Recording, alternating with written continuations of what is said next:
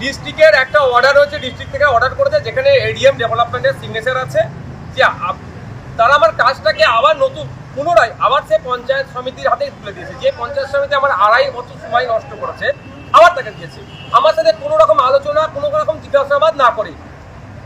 কিন্তু বিউবির গাইডলাইনে আমার সাথে আলোচনা কনসার্ন নিয়ে করতে হবে, এই ধরনের কথা আছে। সেইটার জন্য আজকে বিধানসভা আমি জিরো আওয়ারে তুলেছিলাম। ডেপুটি স্পিকার স্যার ছিলেন, কনসার্ন ডিপার্টমেন্টাল মিনিস্টারও ছিলেন, চন্দ্রিমা ম্যাম ছিলেন। আমি জিজ্ঞাসা করেছিলাম ওখানে যে আমার এই মুহূর্তে করণীয় কি।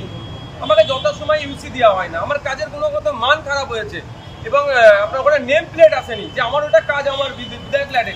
এতগুলো আমার সাথে অন্যায় হচ্ছে, আমার ভোটারদের কাছে গিয়ে আবার শাসক দলের লোকেরা সেটাকে চমকাচ্ছে, দেখেছো নওশাদ সিদ্দিকী জিতে কিছু কাজ করতে পারেনি। ওই মর্মে আমি জিজ্ঞাসা করলাম তাহলে আমার করণীয় কি বলুন, আমি কি করবো। কিন্তু কেউ আমাকে উত্তর দেয়নি। পরিশেষে আমি চিন্তা করলাম আমাকে আসতে হবে, কারণ সিএম ম্যাডাম বিধানসভার মধ্যে বলেছিলেন যে বিধায়কদের উদ্দেশ্যে যে শাসক আর বিরোধী